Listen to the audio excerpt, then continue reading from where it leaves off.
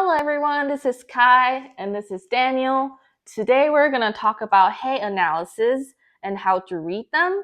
But before we start, we want to recap a little bit of what we did in earlier videos. We talk about hay evaluation in the barn, and we talk about growing hay, we talk about management, we talk about colic, we talk about a variety of stuff. And before we jump into hay analysis, I want to mention about some toxic plants that may or may not be in your bale or planted around your house or your pasture that can possibly cause death or a very severe situation for your horses. And the first one I want to mention is red maple. It is pretty common in Oregon area. And also we have black walnut, yew, and hemlock. And the last one I would like to mention more to the southern friends that's watching, it's Johnson grass or called Sudan grass. So they have a specific acids that they produce when they are stressed. And that acid is very toxic to horses. So it is best to avoid it because you don't know if the hay is baled during like bad weather or is it stress for fertilization, things like that. So it's better to avoid it altogether. And the other reason is because it has a higher nitrate level and can potentially be really harmful for horses. And with that, we're going to jump into hay analysis. All right, Kai, we have several different analysis laid out in front of us, some of them from our farm, and then others from clients that we've had before. And as an equine nutritionist, I was wondering if you could just go through and show us some of the important feed factors that you look for when you're analyzing an analysis to come up with a feed program for one of your horses. Okay, yes, we can do that. And over here we have two different labs. One is under Dairy One, the Equine Analytical, and the other one is the High Desert Dairy Lab that's under the Rock River labs. So you can see the format's a little bit different, but with different packages, you can analyze different nutrients or minerals that you want to see, and they will calculate some of the stuff for you to better identify if it's a suitable hay for your animals. And now we can start looking from the top, which they are all Teff hay. They're all Teff hay in this comparison. So we can compare three different types of Teff hay that I have from different clients and from the Miles farm. And the first one will be Field One, and this is grown in California. And the moisture, which is how many water contents are in there, is 4.1. And that leaves the dry matter become 95.9. So dry matter means the whole thing subtracted by the moisture, and that's all your dry materials. And for hay, we're aiming for less than 15% of moisture in the hay. Otherwise, it will cause moldy hay like we showed in the previous videos. And also we can look at the digestible energy. This can be calculated as well, but it pretty much tells you that how many mcal per pound that this hay will provide. And that's for calculating energy. And when you have like an overweight mare or anything like that, then you can find something that has a lower dense of energy to feed. And then when we look at the next line, it's the crude protein. And when we look at any of these ingredients, we like to talk about the dry matter basis because water doesn't have any nutrient value. So when you feed as fat bases, which is as sampled, to them, they basically just have water, and it's not accurate to do calculations on what exactly is each ingredients or nutrients. So that's why we do dry matter. And this crude protein is 21.5. And the next one that we have is 15.6. And for the Miles farm, it is 14.79. So this is Teff hay, and you can see there are so many differences already from 21 to 14. So there's no one rule applied to specific type of hay saying which one is the best or the worst, or that one is definitely low sugar or low in protein. They can vary a lot in different states and different growing conditions. Is amino acids, which is the building block of protein, and is usually very limited in horses, so they have to take it from the diet. And this one is estimating how many percentage of lysine they have, because this is important for growing function and muscle repair. And then lignin is part of the plant. It's the fibrous part that supports the structure, but it is not a carbohydrate. So we kind of know lignin content, and the lignin is higher. That means the hay is less palatable.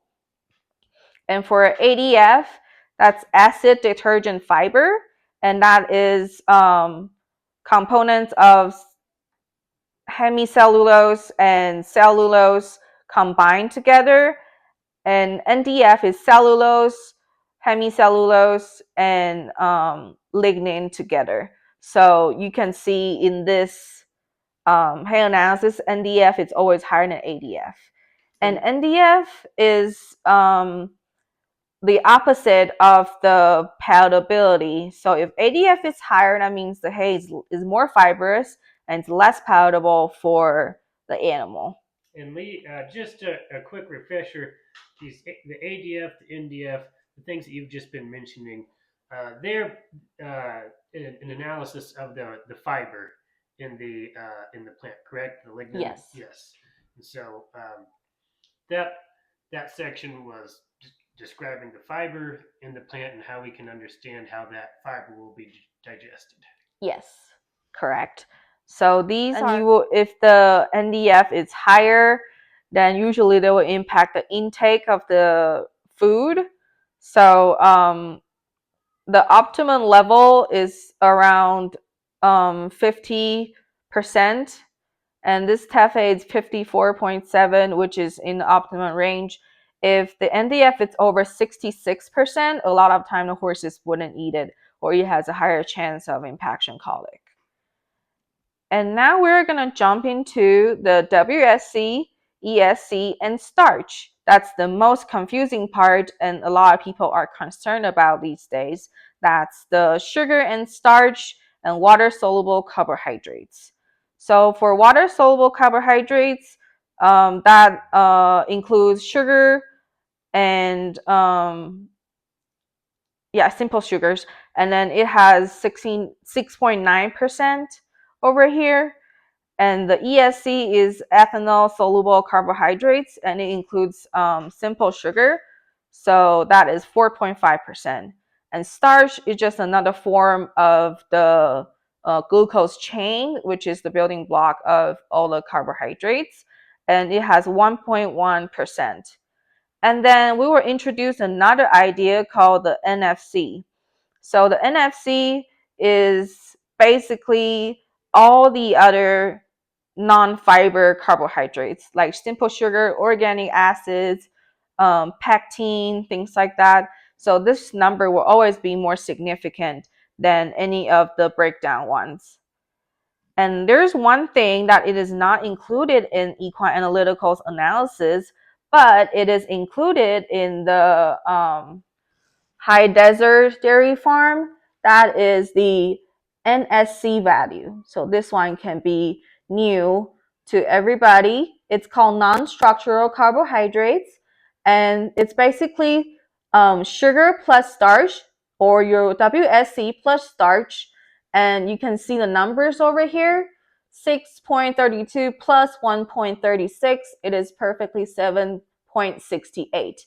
So this is the value that we look at it the most when it comes to metabolic horses or easy keepers, that we want to keep this value less than 10 to 12%. We have left on this chart also has crude fat and ash.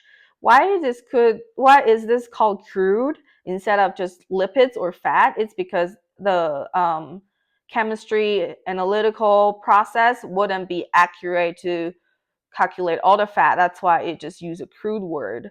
So this is 2.9%. Usually hay is really low in crude fat. And for the ashes, it's 9.9%. So a lot of people will be wondering, what is ash? So ash is basically all the minerals content added together, plus or minus some dust or dirt that's in there. So a super high ash value can be indicating a lot of minerals, but also might be a lot of dust contamination. And there are some minerals over here that we are looking at. So some of the major ones are calcium, phosphorus, magnesium, potassium, and sodium. These are the macro minerals that is important to horses. And they have to be a certain ratio to be healthy for horses. Like the calcium and phosphorus ratios have to be 2 to 1 or 1.5 to 1, which is in this range of 0.55% and 0.33%. So this cal-phos ratio is great. And magnesium, potassium, and sodium, they have other functions in the body. Um, is like electrolyte balance or tissue repair, things like that. And when we look at other minor minerals, we have the ppm. It is parts per million, and they all have different values. And zinc and copper, we usually want it to be 3 to 1 ratio or a little bit higher. So it is a good hay to have that numbers in there. And manganese is also a good number. These detailed number, or you can use the gram per pound calculated. You can use these to formulate your diet and know what is required and what is not. And the last but not least, there is a value called RFV. So RFV is relative feed value, and it can varies a lot. But why is it over 100? And when we look at the other analysis, this one is not. It's only 96, and this one is 95. So why is it so different? RFE pretty much stands for um, the full bloom alfalfa as 100. So if the RFE value is over 100, that means this nutrient content and the feed value of it is higher than the full bloom alfalfa. So this is 108, and it is typical for grass to go under 100 or just right above 100, and 95, and then 90, 96, and then 95. And it doesn't necessarily tell you like which one is definitely worth buying or not worth buying. It is a good indicator, but the most important thing is to match your hay to your horse, because everybody has different needs. And again, Teff hay tests low sugar on all 3 reports, but it doesn't mean that there's no high sugar Teff hay. So don't just go with the type of hay, and more go into the sugar level or protein level you're aiming for, and the balance of minerals. This unique report at the High Desert Dairy Lab, they calculate the TDN for us. What is TDN? And it's only specific for horses. It is called total digestible nutrient. That means all the energy that the horse is going to intake from the nutrients. And it is about energy value of food. And if it's a grain, it's usually 65 to 80%. And for the hay, it's 40 to 55. So this one, it is at the lower end of providing energy. So it is suitable for horses that is easy keeper. So we covered a lot on these analyses and kind of got a deep dive in what Kai is looking for when she's figuring out a feed program. But for you, the consumer, uh, you know, it's helpful sometimes to just have a couple of few points for you to look at. Uh, that way, when you're looking at 4 or 5 different tests or something like that, you don't have to uh, spend your whole day deciding what you're going to buy. So, Kai, what are just the three kind of most important things that you're going to look at if you were, trying to condense this evaluation process? Okay. So for the hay analysis, if I want to condense it into 3 or 4 major ones that I look for, the first one will be the non-structural carbohydrates, the NSC content. So that one is starch plus sugar, and that is what you need to be careful about when it comes to metabolic horses or insulin resistant, things like that. We don't want the value to go over 10%, so we don't trigger the insulin responses. So that value have to be well under 10% if it's an easy keeper horse. And the next thing I will look at is the crude protein value.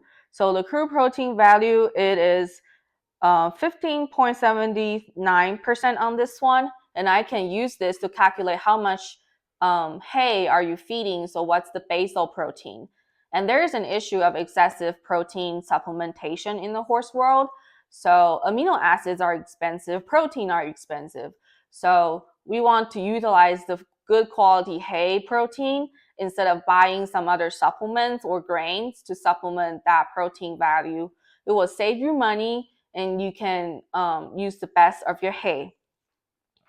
And besides those two, I will also look for RFV values, the relative feed values. So as we mentioned in the earlier video, it is comparing to a full bloom alfalfa. So I will look for values like if it's a 95, it doesn't mean it's bad or anything. It is actually pretty optimum for a horse to eat, for a horses that's doing maintenance work, things like that. And if you're feeding for lactating mares or you're feeding for growing foals, the RFE value can be over 100, like 103 or even 125 sometimes for the fast growing ones. So that is what is important for me to think about when I want to allocate what hay for what type of horses. But when I'm formulating, I'm definitely consider all situations and calculating what exactly did the horse get from the hay. And if there's insufficient ones, then we can put a ration balancer or something like that to balance out the diet. Gone through this analysis and covered almost everything.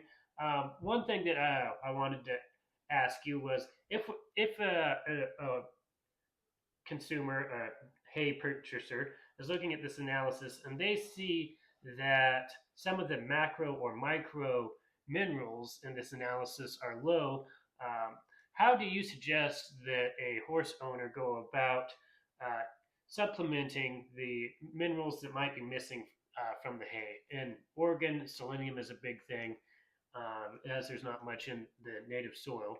How do you suggest that owners meet those needs? Okay, that's a very good question. And for me, hay is the big bulk and base diet for horses. So if the mineral needs didn't come in with all the 2% body weight of forage or 2.5% of body weight, then we can consider supplementing either a ration balancer that will have a good mineral and vitamin in there, or we can just do a vitamin and mineral additives to the feed. And in those parts, then we can balance out what was lost or what was not sufficient in the hay analysis. And like in Oregon, selenium is a big issue because it's not much in soil, so the horses might not able to get much. But there's a thing is that selenium and vitamin E, they kind of goes hand in hand. Not always in deficient in both, but they can sometimes have influence to each other. So it is good to test it first to see if your horse actually have insufficient selenium or vitamin E, and then you can add either natural form or synthetic form of vitamin E or other selenium products into it. And so when a owner is doing that, um, the quantity of those supplements is usually pretty small. And so, um, would you recommend owners getting a pre-formulated mix as opposed to maybe just buying the individual mineral that they are lacking? How does the owner go about actually getting the proper dosage on things that are a lot of times being measured in grams? Yes. So some microminerals we measure even ppm, which is parts per million. It's even a smaller unit, and people can get over supplement in those categories a lot because the unit is so small. One little scoop, doesn't matter what type of scoop you use or what type of scale you use, it's easy to mess up, and then that will affect the whole horse metabolism. So what I will recommend is a pre-formulated complete mineral and vitamin supplement instead of buying individual minerals to mix it up together, because those are not like nicely mixed, and the format of the minerals are also important, like chelated or not chelated, and how minerals also have interactions to each other. So if this mix that you make, if it's gonna have antagonist response, or if they have other metabolic response that is not like predicted in your head, in your formulation, then there might be an issue. So have it pre-formulated by a nutritionist, by a good company, a well reputable company. It is more important than getting individual ones.